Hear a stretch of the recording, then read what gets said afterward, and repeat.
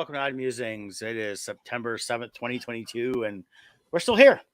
Yes, we are. In fact, I got to see Scott in live person yesterday. Yes. He brought me some of the not new, but the replacements I needed for Crimson Shadows because that book is selling hot. And what's the number one cover for issue number one? Oh, it is the one by him over here. Yeah. Brett Pinson here. Yeah, with the help of Kevin Miner. Kevin did my inks and helped with the colors, but all the penciling was mine. So, to my knowledge, there are a total of 11 copies remaining of Brett's cover. He's in possession of 3. Kevin Miner has 5, which he's given to Brett, and I have 3 in my possession, which, if they're not sold in the Kickstarter, will be going to Brett, so he'll have all of them. But yeah, only 11 copies left. We had a limited run of 100, so that's awesome. We'll go trade. We may have to just make the Bardstone no prize. Yeah, I know. It surprised me. The least talented artist of the group, and I bet it was a fun cover. I think what it got is every the girl on the cover. So, well, the thing I always say about art is, I wouldn't say less talented at all, because art really is a language, and every artist has a certain language, and it speaks to different people. And you have a great following at shows for all of your artwork. And there are people who will buy your artwork that will never touch mine, and vice versa. And same with Kevin. And Scott and I have been next to each other even before we started traveling together. We've been next to each other a couple of times at shows, and we'd see people come buy from us, and they go buy from him, and it kind of go back and forth. And then just like anybody, it's like once in a while they'll buy from both. But I think it's always been funny to watch how people will buy from one, not buy from another, and then go somewhere else. And it's just everybody has their own things that triggers what they like. So, but traditionally, me and you are usually neck and neck in sales. Not too bad, pretty close. So. It just it seems like Comic-Cons have different personalities on different days. Like, you tend to do really well on Sundays on Family Day. Yes. And usually my sales plummet on Family Day. Well, having a lot of all age friendly stuff between my comics and then some of the artwork helps out with that too. But that just goes to the point. Your artwork is different art speaks to different people. Yeah, I get a lot more kids that like some of the stuff I have that's kind of, the kid stuff like an Invader Zim or Animaniacs when I have that, my fan art stuff. And then for the comics, definitely that. And I had to actually order more comics. Colorado Springs, we did such a great job out there for Kevin and I on the Bardstone side, as well as on my Boomtown comics. I've had to reorder all around. Kevin was selling out of all the trades and everything else. We've talked about this before. One thing I was picking up, I haven't had a chance to use since I got here, but we tried out there. Found this little store in Old Town, and it's called Yes Cocktail Company. And these are neat. These are little cubes. You drop them in your bourbon, and it makes it an old fashioned. So it's like everything in one. So you don't have to buy the separate bitters and things like that. See, it's just it's like a bouillon cube for basically. Yeah. So I've got my booze here, and I got this. And if I wanted to drop it in a glass with some ice, it just dissolves it. Now, Kevin made it. We muddled it, but we went back and bought some more. And the guy said, no, I just drop it in, and it just kind of takes over. And then I put the ice in and mix it up a little bit. So, hey, Kevin. Interesting. I speak of booze, and he appears. I know.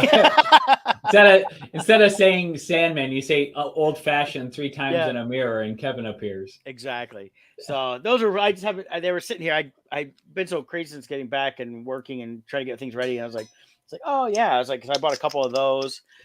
Definitely like them a lot. So I did not get the liquid butters. I think it's brandy. I think she was bitters. Probably bitters. I did not get the liquid. I just got the 2 things in that. The other thing that the show was nice is they had the soda guy there. I ended up doing this Saturday. If you ever do this at any show or fair. No, I wanted to get the liquid stuff, but we were packing everything. I was spacing that. But at the show, they had Pecos Pete's, one of those craft soda places. They also have just unsweetened iced tea. Get the insulated cups. It's worth the money. They do unlimited refills. They actually took really good care of us as vendors. We bought it, and they set us up for the weekend. So the liquid bitters are excellent. I have to try that next time too. So we got to go back to Colorado Springs next year, Kevin and Brandy, just because we want to go back to that store as well as the restaurants. And the show was good too.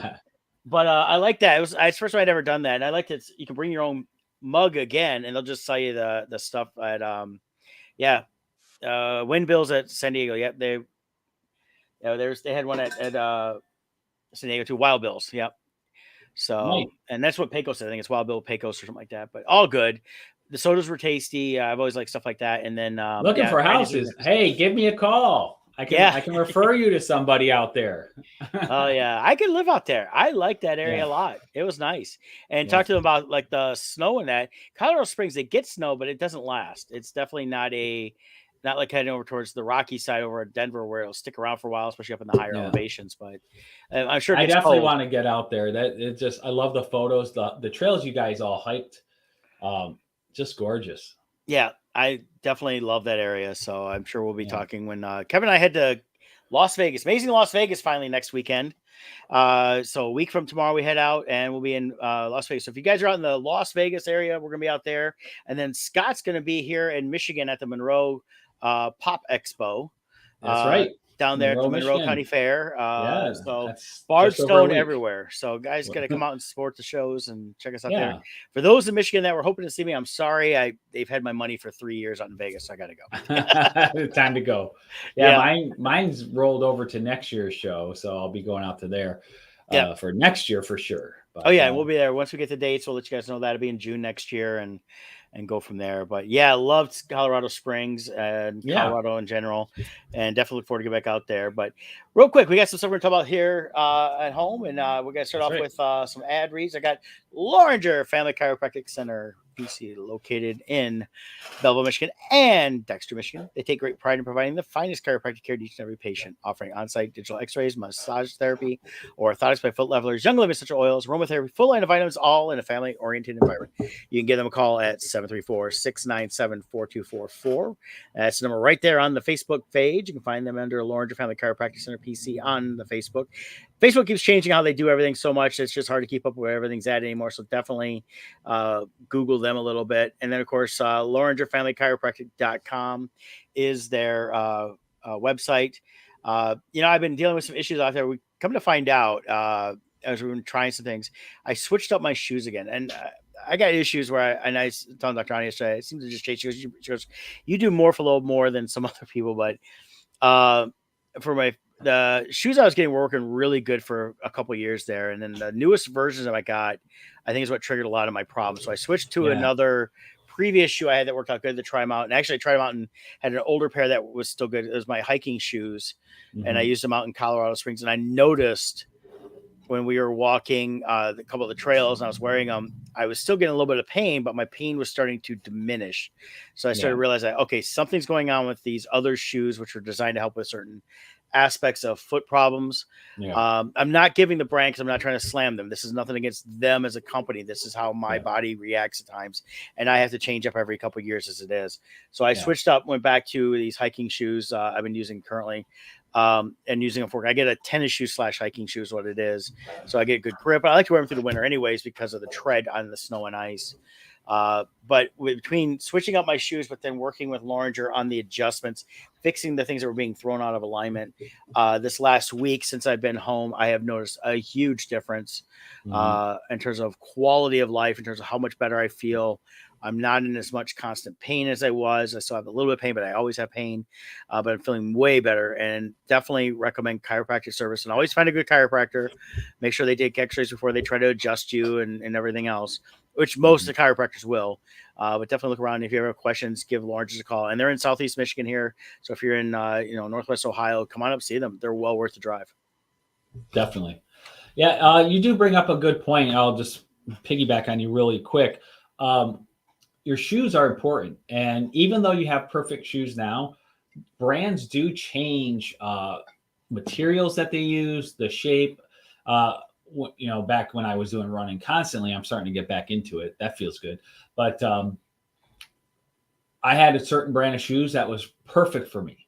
And 1 year, my feet started bothering me. I didn't really think of the shoes, though, because I always use the same brand. I kept buying the exact same model and brand.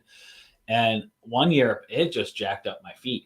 And when I went and talked to the shoe store guy, he said, oh, yeah, they slightly changed their design, and we're getting a lot of people complaining of heel issues now. Mm-hmm. So companies will periodically change just like cars, you buy a Ford Mustang every year. Eventually, it's a different looking car, because they change it up, and they do the same with shoes. So every couple of years, it doesn't hurt to just reevaluate what shoe fits you best and what works for your needs. Oh, definitely. So, Yeah. And yeah, even couple months ago, I had a friend ask me about the shoes I was wearing because I'd never seen those before. I told him why I got them, and this was just before everything really started happening with my knee and that. And I said they've been working pretty good the last few years, and then now I see things change, and my body does that. I used to wear Skechers. People always complain about Skechers, but Skechers actually worked for me for a long time. Then they changed, so I switched to another brand and stuff like that. So it's just kind of the way it goes. And there's some that I still can't wear to this day because when I try them, like immediately I can feel certain pressure points hit, and I'm like, nope, it's hitting in the wrong spot. So right, for sure. Yep. But we also have Team Titans of Real Estate. Why? Because you matter. That's right. Even though we utilize the latest in tools and technology to maximize your home buying and selling experience, we never forget at the core of the business, it's still a people business. So Jill and I always make sure to put you first, your needs first. Take the time to get to know you. We don't just rush in and out to try to move on to the next client. We really try to get to know you in the process. And what does that mean for your bottom line? Well, it means a lot, because depending on what your goals, your needs are, a lot of times we can custom tailor the approach for you. Especially like home buying process, for instance. We've had a number of clients where they tell us exactly what they're looking for, and we look and they're not happy. They're not finding what they want. And then we'll do our own search based on what we've gotten to know them as. And we'll come up with a house that wasn't part of their search criteria. And we've had people be like, oh my God, I never thought I would have loved this kind of house. But because we got to know them, we were able to kind of using our expertise to say, I think we got a better match for you. So doing things like that only happens when you get to know the people. We also have in building relationships, we have gotten build a lot of trust with people, a lot of referrals from past clients. You only get that when you do a good job. Nobody wants to refer someone to somebody they hated. And, we, like, for instance, one of the rewarding parts of this job, when you get to know your clients, we stay in touch with them, follow up. And a past client, they're having a serious health issue in the family, and a family member lives out of state, is going to move here to help take care of a family member. And that person who lives out of state was referred to us because of the relationship we built with those clients. They fully trust us. And that particular client, they're not even going to be able to come to see the houses. They're going to trust on us. We're going to do virtual tours and walk them through the house through videos. But because of the rapid nature of the move that they're going to make, they're relying heavily on us. And so getting to know someone is really important in that. So that's what we do. And in comment to Brandy's comment there, looking for houses out in Colorado Springs, in all seriousness, for anybody, no matter where you are in the country, you can give us a call still, because we have a great network of agents from all over the country. We also have a relocation department that only refers to top-notch agents in the various parts of the country. So if I have your contact info, you tell me what you're looking for, we get you pre-approved. I can put you into that network, and we can find the best agent in the area that you're looking at to connect you with. So definitely remember to give us a call. So our number, 586-232-5144, or look us up at teamtitansofrealestate.com. That's the website there that you see on the screen. Excellent. So we got our topic today is going to be talking about the new Lord of the Rings series versus the House of the Dragon. And I found it kind of interesting this morning. I was on Facebook and I couldn't find the post. I follow Maribel Aber. She's a reporter with CNN, and she also pops on local Channel 4. And she, for local 4, she pops on and these little segments of what's going on around the country and different things. And I always find I like the stuff she talks about. Sometimes she's about like something like Costco the other day was going on. She talked about Costco and changes and things. And she posted her picture of herself she does every day, and then posted that, she's what people think about both shows. She goes, I'm really getting into House of the Dragon, not so much the Rings of Power. So I commented, so we don't know if she's going to pop in and watch. I doubt it, or anybody else that follows her. I was like, that's what we're talking about today on Odd Musings. How funny that we talked about this yesterday at breakfast, and now here we're talking about it, and so are other people. So I think it's gonna be an interesting topic today. So yeah, for sure. I'm looking forward to talk about that, and then comparing and contrasting to the House of Dragon, Game of Thrones. That's on HBO, so that'll be a fun talk. I just want to throw up really quick though, because we're running out of time. Our Kickstarter for the enamel pin set, there's 33 hours to go. We're at $932, and what I just want to point out is I updated the stretch goal. Originally, if we hit 1,500, the full color pin would be released of the Frankenstein. Well, I've updated that a little bit to have it automatically included at no extra charge to all orders of 20 or more. So if we can hit 1,500, everyone doing a $20 bid or higher will get this thrown into their cart automatically. So I've just posted the link in the comments, and go check it out. We'll play the video at the end of the show here. Yeah. So. And they're a great quality. We've talked about that before. I've still got I keep this right here just for the show. This is one from the Poe, and it shows you the quality, coloring. Oh yeah, I love it. That. So just thickness, nice back, so very solid. Infinity pins that we deal with is just fantastic, and so glad that we are working with them on all our pin sets that are coming out now, as well as some more that we're working on in the future. So yeah, excellent. So some other things I watched real quick. I'm just going to throw it out there before we get in our main topic. Mm-hmm. I got a chance to watch the Samaritan on. Oh yeah. What was that? Is that Amazon Prime? I think it's Amazon Prime. Yeah. Yeah, with Sylvester Stallone. Very interesting. I enjoyed it. I'm not going to give any spoilers from the commercial. There's a superhero who is believed to have died a long time ago in a battle against his evil brother. And Sylvester Stallone plays a person a neighboring kid who is a fan of the Samaritan, the good guy, believes he's the Samaritan. And at least through the trailer, they reveal that Stallone does in fact have superpowers. So is he the Samaritan? And that's the basic premise. And I really enjoyed it. It was fun. It's a good standalone movie. If they do leave it off in a way, if you wanted to, you could expand this into another movie or two if you wanted, but it's good as a standalone too. So if you like superheroes and you like Stallone, I think you'll like this. Excellent. I saw the trailer a while back, and I thought the trailer looked pretty decent. It looked like a well enough movie to watch. I mean, it was, and in some ways reminded me a little bit of, what was it? Was it Hitchcock? Not Hitchcock. Hancock. Hancock. Yeah. With Will Smith.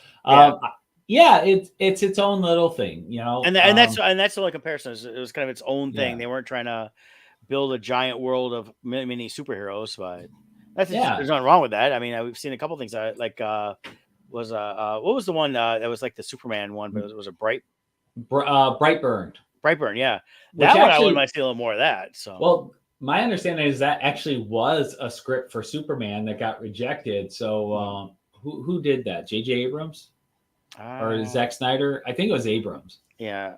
Whoever did it though, they actually wrote that script intending to be Superman. Mark Gunn and Brian Gunn did it. It was produced by James Gunn. Oh, James Gunn, that's it. Yeah, directed by David Yarovesky. So yeah, I like that one a lot. So my understanding is he actually submitted that as a script that got rejected, and so he just changed it so it was different characters. But it basically explores what if Superman grew up bad. Well, and there's something wrong. They've explored in the comics. I think something that would have been if they did it as a Superman movie.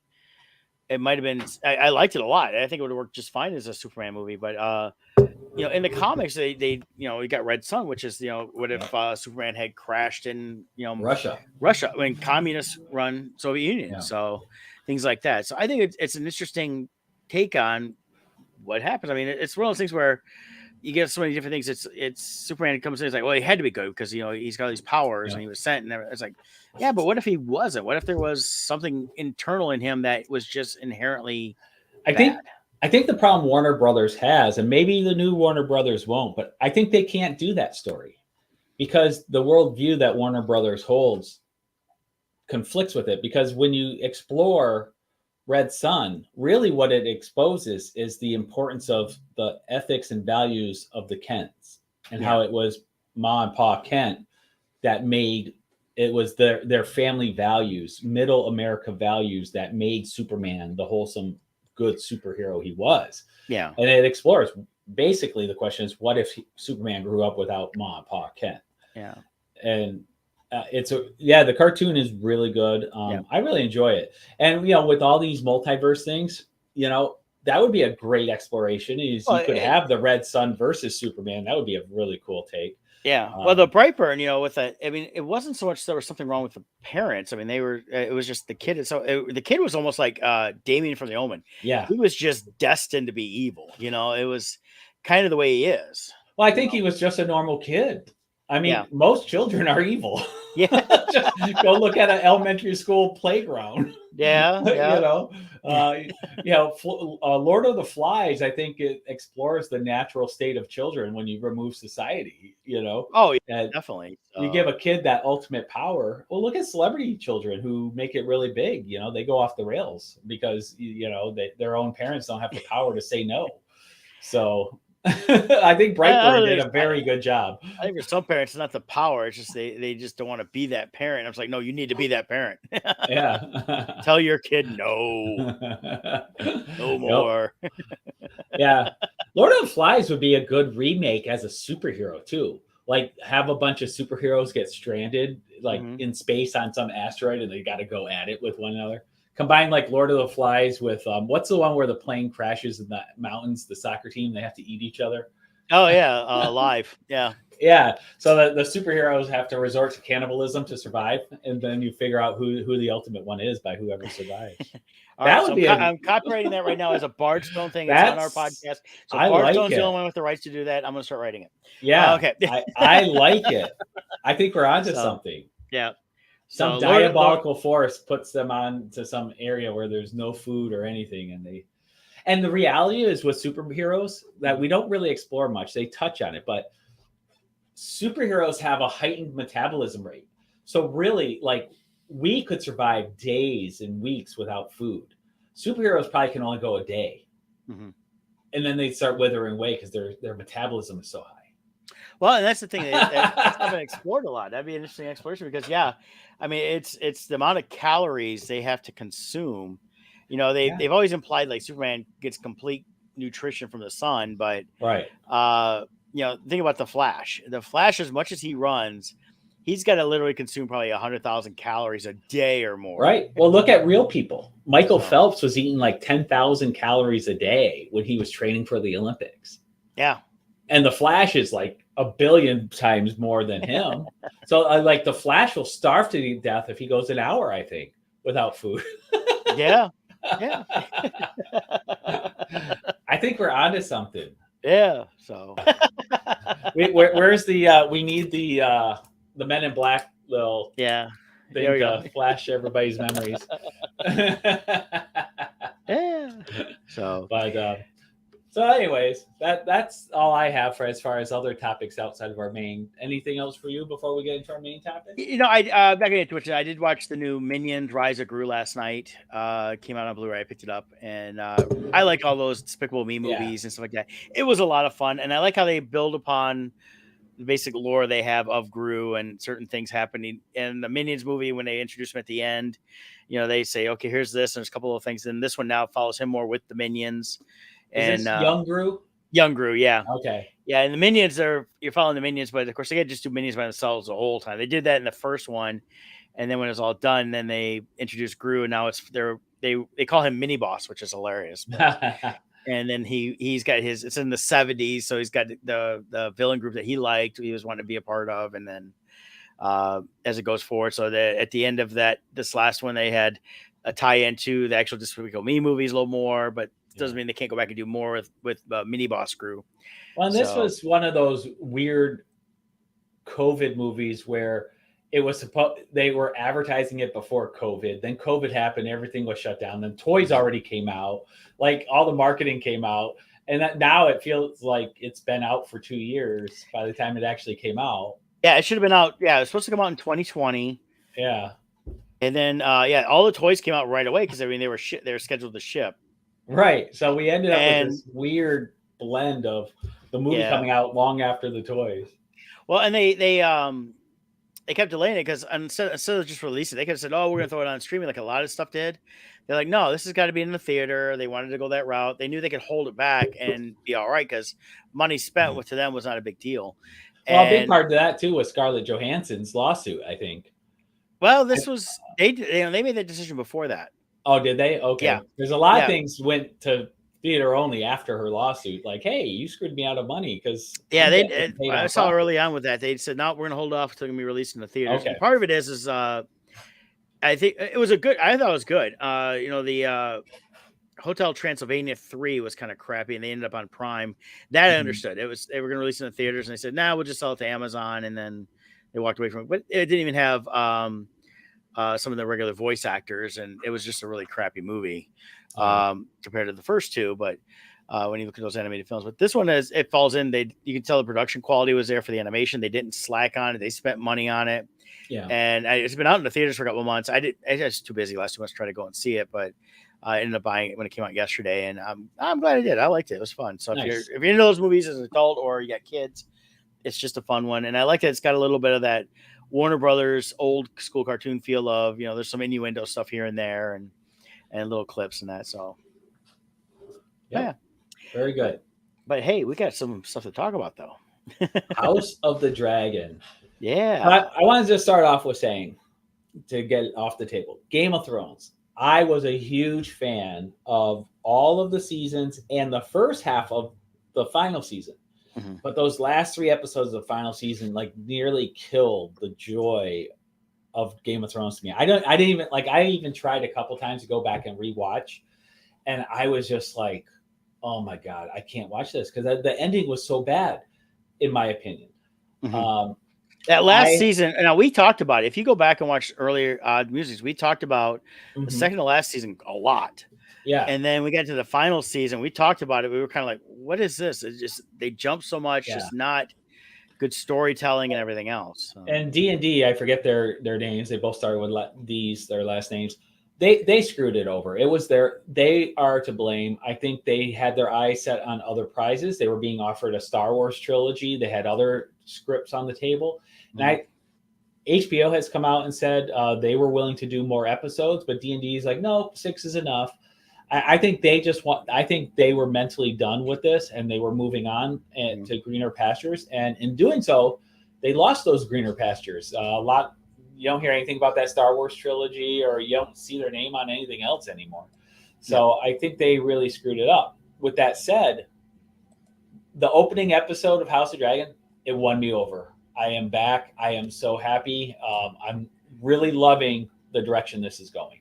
Yeah, I was definitely not excited about this. And I had a big setup at San Diego. I was like, God, I'm putting a lot into it. I said, God, they screwed the pooch so much on this, on the end of the Game of Thrones. I loved it. I was like, I bought a couple of seasons because I was planning on buying the whole series. And after that last season, I was like, I don't even want to watch it again. I might want to go back now down the road and watch the first several seasons, especially after this is whenever House of Dragons, and maybe I'll do that. But I really enjoyed this. Matt Smith, who I've been a fan of since Doctor Who, and it was funny when he took over the Doctor Who mantle. People that were Doctor Who fans didn't like him because they still wanted David Tennant. I liked him from the jump. I always did like him. The people at Doctor Who didn't want him. The network said he was too ugly or something like that. He's not attractive enough because he was following David Tennant, who had a huge female fan base, and the BBC was really concerned about Matt Smith being hired in, and they were worried about losing the female fan base. But was that Russell T Davies at the time?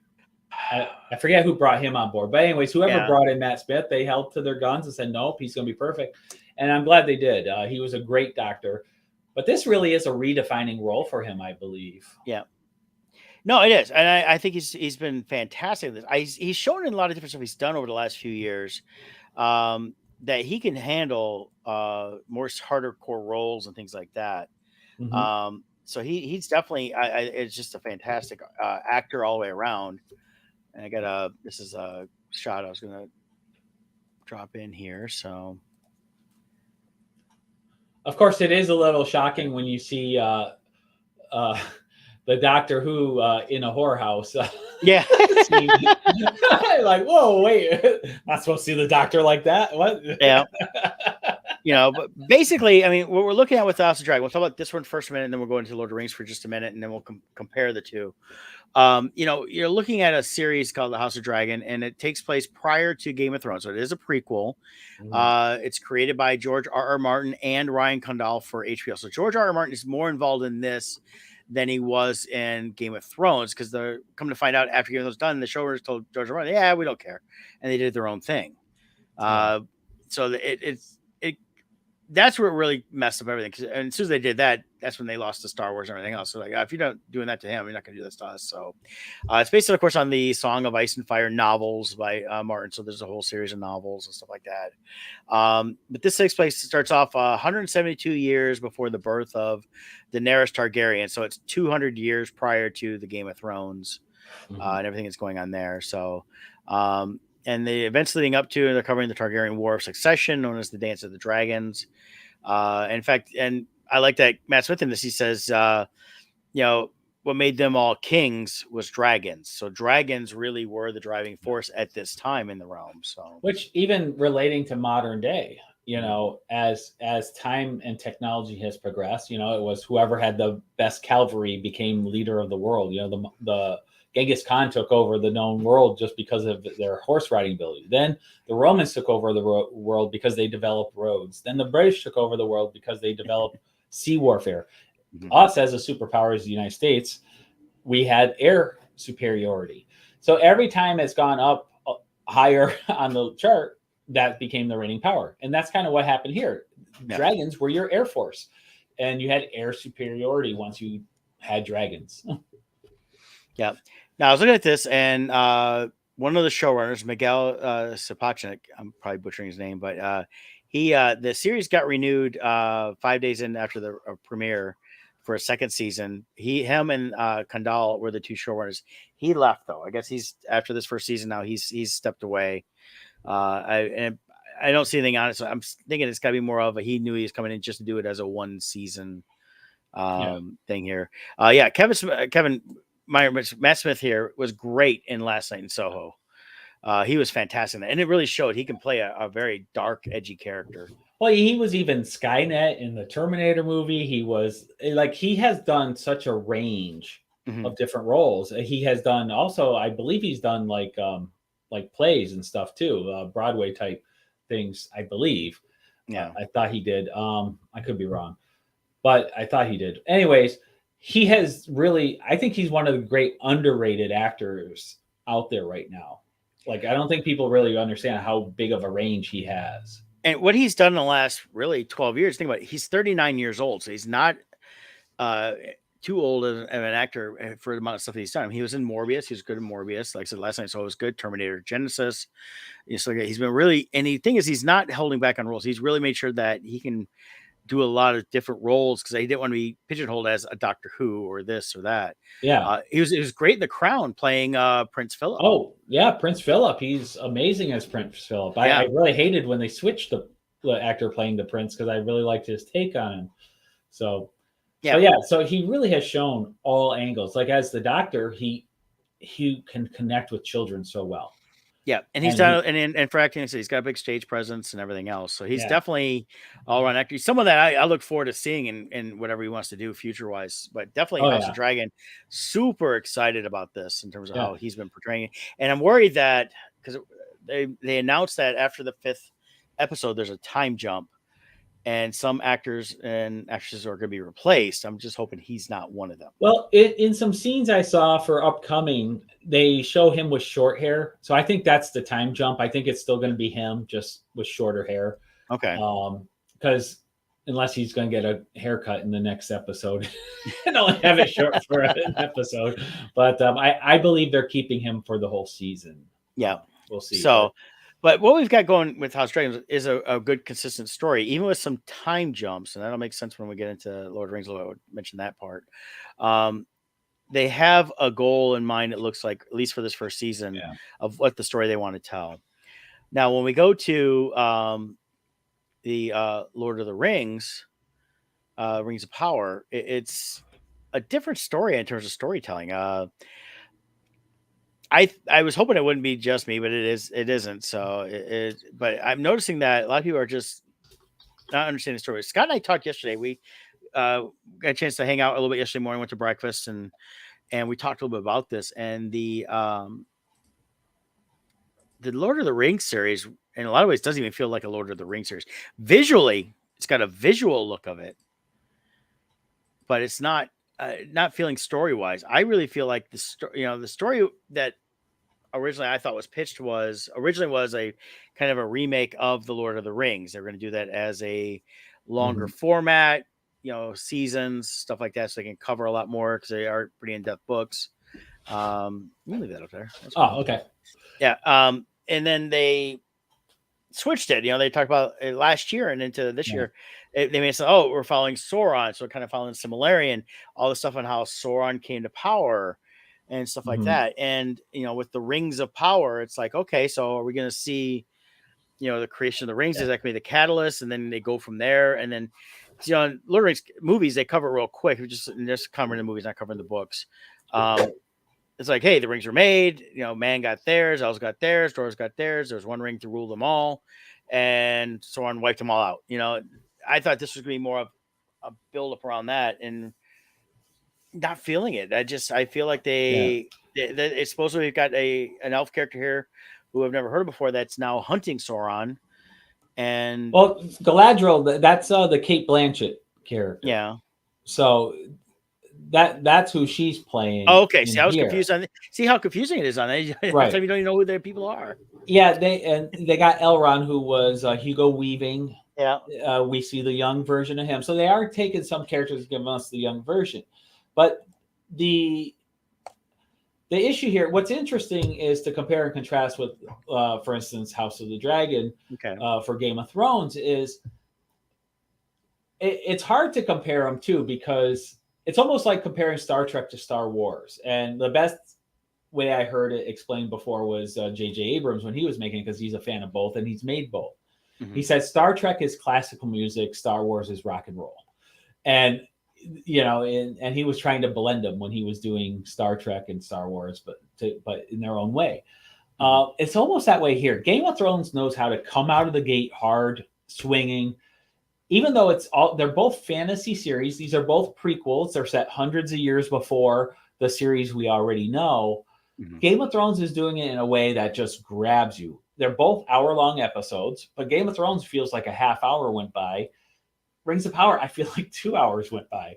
So but when you look at the movies, it's also a slower-paced movie with high-impact action happening. Yeah. So I feel like Rings of Power, to give it the benefit of the doubt, I'm allowing it to go, but they've really got to amp it up here. They got to start getting the action in, like this next episode. We're 3 episodes in now. And it's not even the action so much for me as it's just the storytelling. I mean, I felt like jumping around a lot. It is. They covered hundreds of years, and I just felt like, okay, this felt like, and it was like, hey, we're going to tell this is them going to get Sauron, so it's kind of like the head to Mordor or whatever. But we're gonna cover real quick and nothing's gonna happen, and that's why I felt at the end of it. I was like, that was, they said, hey, we're now at peace, and they were gonna send all these elves off back to their homeland, which I was confused by, because and again, I'm not as well read on Lord of the Rings. I know the movies and that, and it's been a long time since I tried to read those. But I was thinking, I thought they only went back at the end of Lord of the Rings because everything was done and they were leaving. It was now the Age of Man, and man was taking over, and all the there are no more orcs, no more this, no more that, and so I was a little confused by that scene during this. For me, I want to love this series because I really enjoy it. And give me right, and that's why same thing here. I want to love it. I was looking forward to it. But I wonder how much of the love for this series is purely because of the name Lord of the Rings. A great example: names have big power in both directions. For instance, the Matthew Broderick Godzilla movie. Had they called that movie anything else other than Godzilla, I think it would have been a big hit. The movie in and of itself was fine. The problem was the design didn't fit Godzilla. Right. So people didn't like it because it didn't fit the name. However, take out the name Godzilla and just make it random monster movie, exact same movie, people would have loved it. Mm-hmm. I think we're having this in reverse here. Because the Lord of the Rings name is attached, I think people are forgiving that this is. I'm sorry, but I believe the actors are very flat. I feel the characters are boring and dull, and everybody's getting caught up in, oh, but it's beautiful scenery. It is the cinematography is great without a Mm-hmm. doubt, but it's like I don't know anybody's name in this. Even the characters I know, I really have to stop and think because they're just so flat. I'm not getting passion. I'm not feeling like the wood elf who they have. We're 3 episodes in, and we still know nothing about this guy. Two episodes. 2 episodes. Oh, 3 episodes is Game of Thrones. Yep. Okay, sorry. 2 episodes in, um, we know nothing about this guy. They keep. I believe he's going to be the father of the kid of whatever woman is in that town, but I think the kid is going to be like a halfling, but I don't know. And Yeah. it's like just this long, slow, drawn out process. And like I said, I don't know anybody's name other than Galadriel, and Elrond. Um, oh, there was Gimli. We did see Gimli as a kid. Um, when he went to the dwarf mountain, he called one of the little dwarfs running around with the big head helmet on Gimli. So we must have young Gimli there. But other than that, I feel like if this was called anything else, I think a lot of people would be giving up on it by now. Right. And that's the whole thing. It's like, I think the thing is, it almost feels like they're going to, there's only 8 episodes for this first season too. So they really got to pick it up, the pace. Throwing all this stuff out there, like, okay, we're going to throw all this stuff out there. We're going to kind of act like, it almost feels like they're trying to recreate the myth. And then, and in some ways I'm it's like, again, kind of go back to Game of Thrones. It felt a lot like, okay, they did, now they have, I'm not going to go 100% again. Tolkien Estate has put restrictions on them, what they can do. Right. New Lines gave them access to certain things. That's where you get the scenery. That's where you get the look of it. So they are, and we talked about this yesterday too. They haven't mentioned hobbits aren't hobbits yet at this point. So we have what's called Harfoots. Now, I'm no Tolkien expert, so forgive me if I'm wrong, but this is based on articles I've read. So hopefully they're correct. The Harfoots are like the pre-hobbits. So almost like with humanity, we have Neanderthals. The Harfoots are the forerunners to hobbits, is my understanding. So I don't know if that means they're not around yet. And I believe Harfoot is short for hairy foot. That's my own theory, which hobbits have hairy feet. Mm-hmm. So I think that's what this is. And also, depending who this meteor man is that crashed down from the heavens, I think that my theory that I agree with is someone else's theory, but I agree with it, is their theory is this is going to be Gandalf's origin story. And this also is why he has a love of hobbits, is because of his connection to the Harfoots. Mm-hmm. And I don't know if that's going to be true or not, but that's a big departure from what the books were. But that's because, based on what I read, once again, they only Amazon Prime only has the rights to the movie material. They don't have the rights to the book material. So they can't use the direct stories in the Silmarillion or those things. Well, there's some things they have pulled from just the stories and poems, though, that he created. So, so here's this. I found this, and this might answer some of your question about the Hobbit Lord of the Rings on this. I don't have the exact years and all that stuff, but it shows here. This map over here shows the Shire on the left. That's Hobbiton. The Harfoots are in the center part here, and sort of the Stores, the Falahides, the Harfoots. So it's kind of like how they become the Hobbits. So that's the 3 types that eventually became the Hobbits in the Shire. From looking at this real quick. But the Harfoots were by far the most numerous group of hobbits and were the first to enter the land of Eriador, which contains the Shire and Bree. They were the smallest in stature, browner of skin and complexion, and most typical of the race as described in The Hobbit. They lived in holes, which we see in some of the scenes with them in this first 2 episodes. You can see some of the round doors starting to take place, and they're building into the sides of the hills and things like that for their homes and that. Yeah, and right here, Tolkien coined the term Harfoot and Nagus of Harefoot. Oh, so there you go. That was just my theory. Yeah, the Falhides were the least numerous, and the second group to enter Eriador. They're generally fair-haired, taller, and slimmer than other hobbits. While the other 2 types of hobbit were on average about 3.5 foot, the Falhides were on average to 4 foot. Those still shorter than dwarves, who had an average height of 4.5 feet. So Bilbo and 3 of the 4 principal Hobbit characters in Lord of the Rings had Falahide blood through their common ancestor, the Old Took. The one physical description given for Frodo matches this, as Gandalf identifies him as taller than some and fairer than most. So there is some history being thrown in with these previous incarnations of hobbits, which was the different.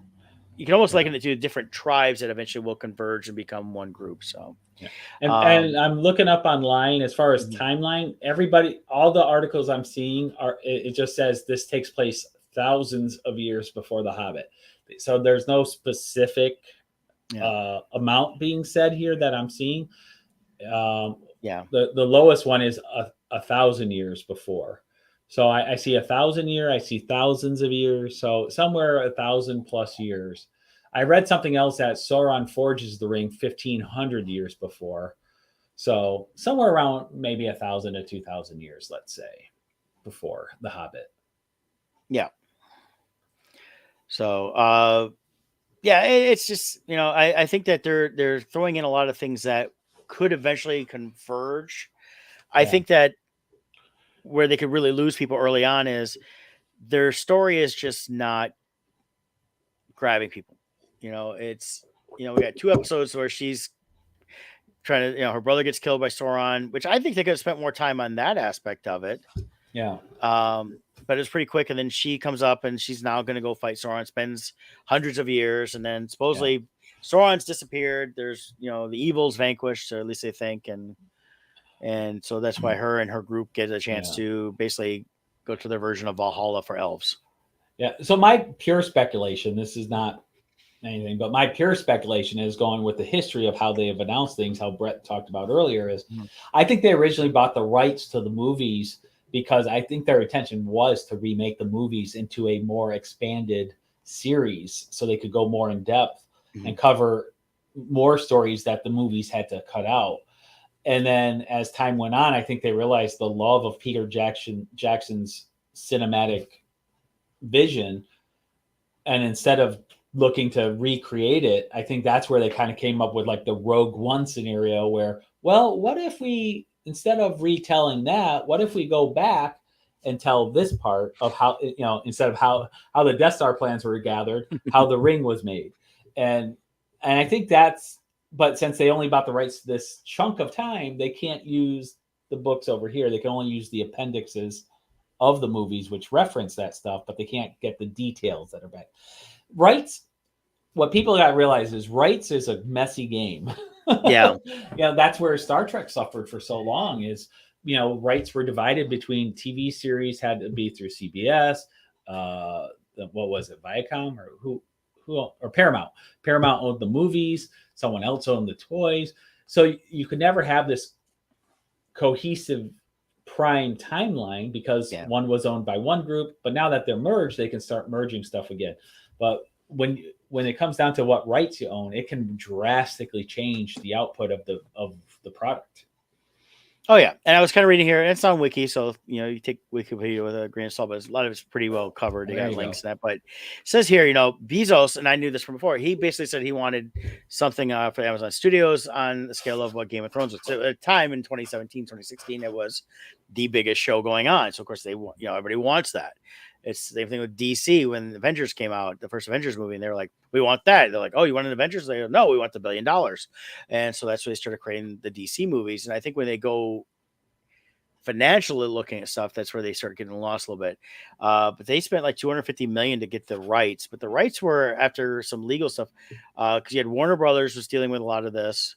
They had to work with the Tolkien estate, Trust, HarperCollins, New Line Cinema, because Warner Bros. Was the division who produced the films with New Line, and that they had to come to their agreements to settle everything based on the movies and everything else to be able to go forward. I mean, they all wanted to because they all wanted to make money on this deal.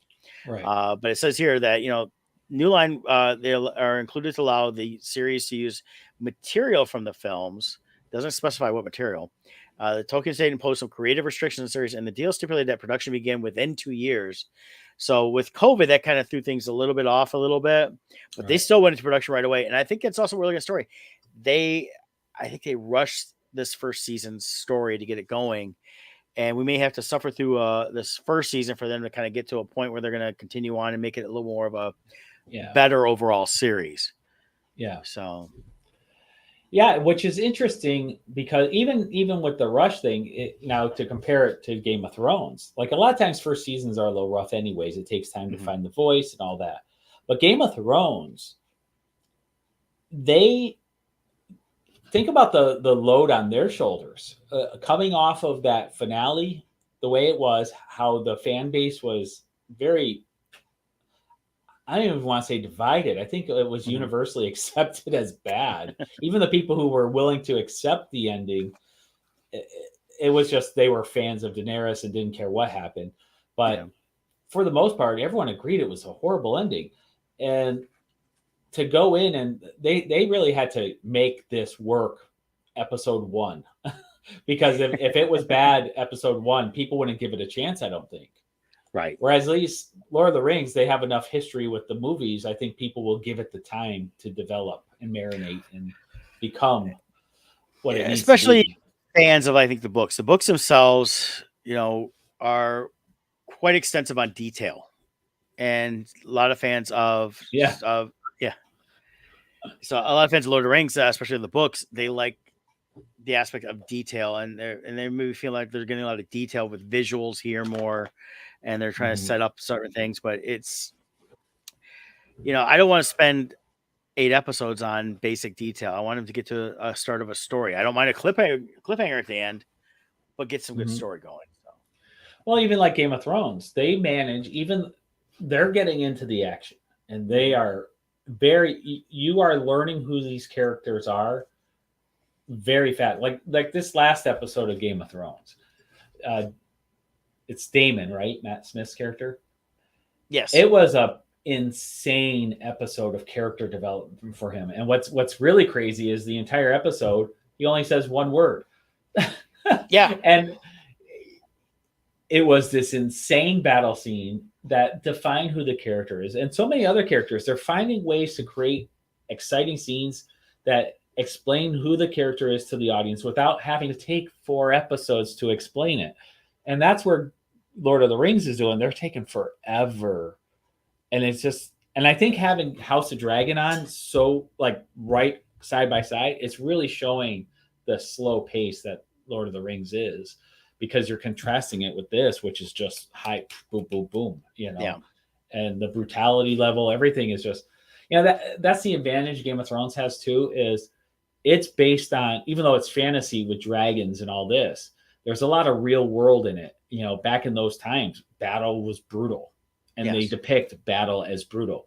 Whereas Lord of the Rings, it's more flashy and stuff. And while it's nice and fun, when you put it side by side with Game of Thrones, that feels like real battle. You feel like your character's in danger. Whereas Galadriel, she fights that big troll. I had no sense of worry. She's overly dexterous and just flashy, and she didn't even break a sweat fighting this thing. And it's like, okay, I feel no tension here.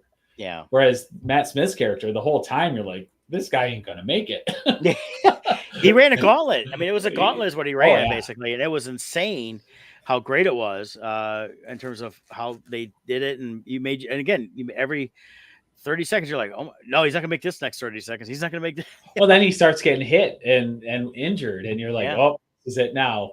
And then you're like, even like there's a spot where like he gets hit, and then you start thinking, okay, this is where the dragon's going to come or the cavalry's going to come, and it didn't. And then you're like, oh, maybe he's not going to make it. But eventually they came, but the delay was perfect, because the moment you think as a viewer they're going to arrive, they don't. So that adds an extra layer of tension. And then when they do arrive, there's a relief instead of oh yeah, I knew that was going to happen. So they really did a good job on the fight scenes, whereas Lord of the Rings, it's a little too polished and too choreographed, and it just makes you feel like you're watching a performance versus a battle. Yes, in my mind. Yeah. So that's kind of our take on it, guys. I mean, I'm not discouraging anybody from watching either one for sure. I mean, or one over the other. Definitely make up your own mind to that. But I'll watch episode 3 comes out on Friday for Lord of the Rings. Yep. And I'll watch that sometime this weekend. Don't know if I'll watch it on Yeah. Friday. And then I'll probably miss the next couple episodes just because of shows. And then so I'll catch up on that. I'll be getting caught up just before the last 2 episodes, so I'll be into that. But definitely Game of Thrones, same thing. I'll catch them when I can, but I definitely try to watch them now. Yeah. I watched the first 2, and then I was like, oh, I got to watch this third one on Sunday, and I ended up watching it on Sunday. I had to wait for HBO Max to drop it at like 9:01. Yep. Exactly. Well, and for me, it's the contrast is I watched Game of Thrones in spite of its name because I was so disappointed with the finale. Yeah. And they pulled through, and now I am excited for each episode. Well, I held off the first 2 just to kind of get a way to see what that kind of a feel was. Yeah. And there was a lot of positive that was not just like, oh, it's Game of Thrones. I'm so glad Game of Thrones is back. It was positive. Hey, they're telling a good story. This is going on. So I was like, okay, let me give it a shot. And I did. So I'm glad I did. And then Lord of the Rings, I think it's only the power of the name that's keeping me right now. I'm giving it the benefit of the doubt because of the name. Yep. And to see where it goes. But if this was the exact same series, but wasn't Lord of the Rings, I think I would be checked out. I think it'd be like, I'll just wait till it's fully done, and if enough people like it, I'll go back. Yep. So we'll see where it goes. I really hope it picks up because I love the Lord of the Rings world and the whole thing. So we'll see where it goes. Yep. So next week we'll be back. I don't think I'm not missing any of the weeks. I'll be back next few weeks. So here we go. Characters of color and rings of power that don't appear in the Hobbit.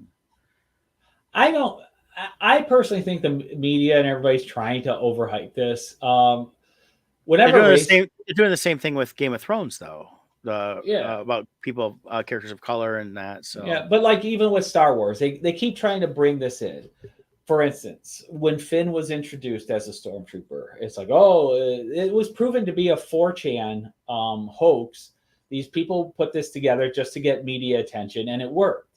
And every single person I know, it wasn't Star Wars fans were upset that a black actor was playing a stormtrooper. The issue was most Star Wars fans who aren't hardcore fans thought stormtroopers were all clones, and they were expecting him to look like Jango Fett.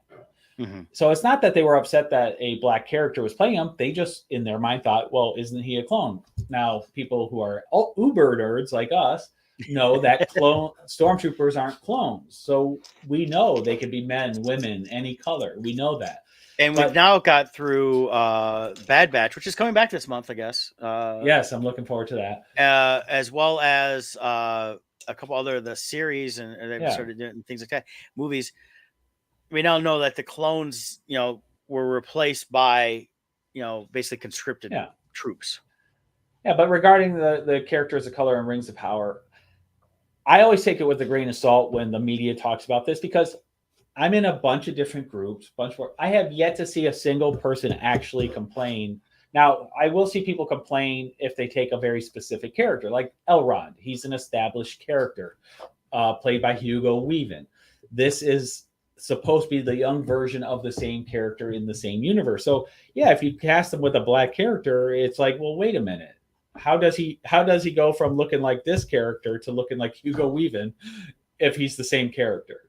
Yeah. So I think that's where people have problems. But I have yet to read people actually complaining of black actors being cast. I see the media talking about it. I see people referencing it, but I never see the it. You know what I mean? Yeah, as much stuff as I follow too online for some of this stuff, and is most of the stuff I see is through just the media. Yeah. Or we've had certain actors or actresses claim they're getting harassment. Well, and on that note, though, the internet is a nasty place, just in general. And I have no doubt they're getting nasty stuff. But that's different. People who are just nasty in life and just like trolling everything under the sun, that's different than the fan base. Like Star Wars fans, I didn't know any Star Wars fan who was upset at Finn's character. I didn't know anyone, not one person. Now, there were people who were troublemakers outside who just wanted to interject, but those weren't Star Wars fans. And I don't think Lord of the Rings fans are having issues. Now, that doesn't mean, of course, there are individuals, but as a base to make it this blown up news story, I don't think it's happening. I really don't. We should see it all over the internet then. I don't see it. Yeah, I think it's most of that stuff. I think it's become this new thing of I think we can get more media play by saying it's the fan base and it's not.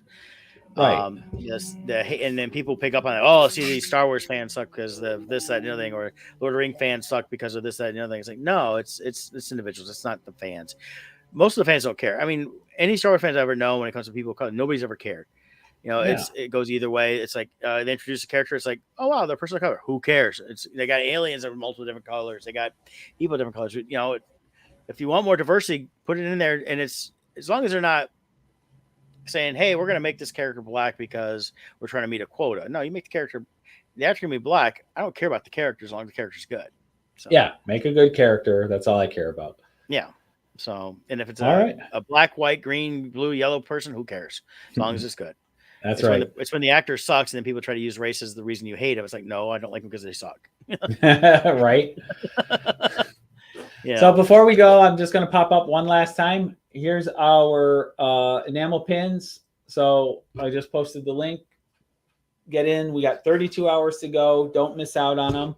And the other thing I want to point out is you can get issues 1 through 3 of Crimson Shadows as add-ons in there, because issue 4, we're going to be running the Kickstarter soon, end of October.